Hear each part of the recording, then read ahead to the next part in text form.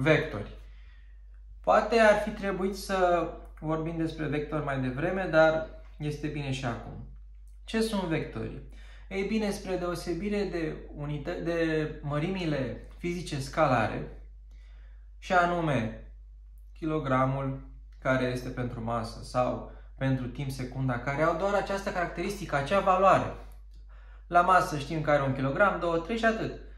Spre deosebire de aceștia, vectorii, mărimile vectoriale, au și o orientare în spațiu, care ne va ajuta ulterior în probleme.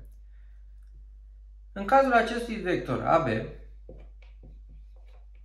observăm că el are o origine în A, un vârf B, are o direcție de deplasare a vectorului, direcție care, dacă aici am fi într-un sistem X, O, Y, X, O, Y, direcția este pe OX și are și un sens, de la dreapta la stânga. Dacă ar fi reprezentat invers, și anume astfel, direcția ar fi de la stânga, de la stânga la dreapta pe OX, și dacă ar fi reprezentat astfel, ar fi de la dreapta la stânga, către săgeată. Bun. Vectorii se întâlnesc cel mai des la viteze și la forțe. De aceea aici discutăm acum, pentru că în continuare vom discuta despre forțe. Ce este important la vectori sunt modul în care ei se pot compune. Și anume, dacă avem doi vectori, ce vector rezultant avem? Și atunci când avem doi vectori, exemplu clasic din cărți era că aici avem un pom și vine un copil și trage cu o forță F1 vector, iar aici trage cu o forță F2 vector. Și întrebarea era pe ce direcție cade copacul. Păi ca să știm direcția pe care va cădea copacul, trebuie să știm direcția vectorului rezultant, pentru că copacul va cădea pe direcția vectorului rezultant. Sunt două metode prin care se pot compune acești doi vectori. Prima metodă este metoda paralelogramului.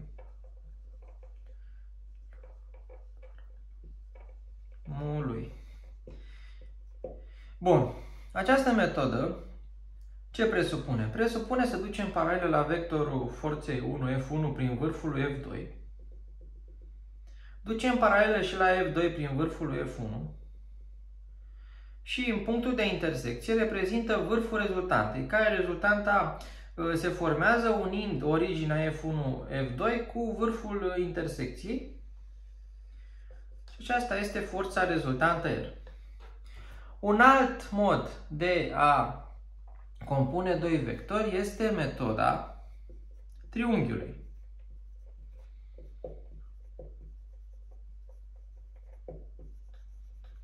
Metoda triunghiului, la fel, putem să luăm același caz. Avem aici o forță F1, iar aici o forță F2.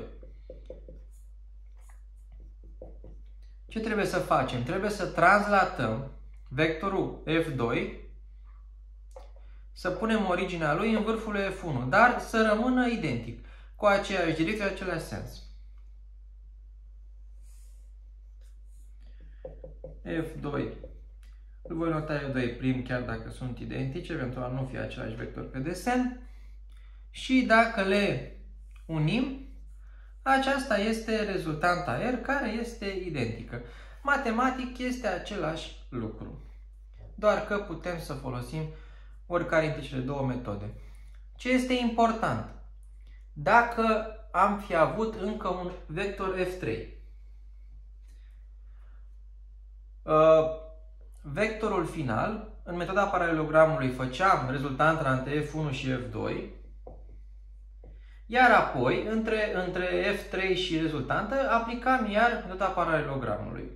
Și puteam să facem acest lucru foarte simplu, și anume, ducem paralelă aici, ducem paralelă așa și ne va reieși aici noua rezultantă, pe care o voi nota R'.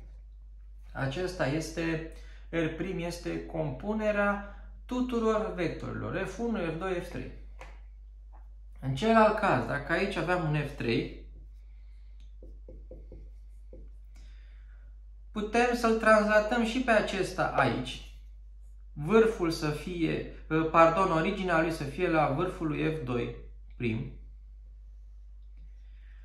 Aici va fi F3', chiar dacă este același, am spus că nu notăm altfel pentru a nu se repeta pe desen. Și ne va reieși rezultanta finală R3'. Nu sunt identice desenele, dar dacă ar fi fost să stăm cu rigla, ar fi fost identice. Ceva asupra căruia aș dori să mai trag atenția este ce am folosit la videoclipul anterior. Și anume, dacă ne amintim, aveam o viteză V1 și aici o viteză V2 și am spus că delta V era așa. Și o să mă întrebați, păi ce ai făcut? Ce metodă e asta? Că nu se leagă nici cu una, nici cu alta. Ei bine, nu am făcut nimic. Ideea este că ceea ce am prezentat atunci a fost V2 minus V1, nu a fost o sumă de vectori. Și haideți să vedem unde ajungem în cazul acesta. Am zis că delta V este egal cu V2 vector minus V1 vector. Ce înseamnă acest lucru de fapt? Acest lucru înseamnă că delta V este egal cu V2 vector plus minus V1 vector.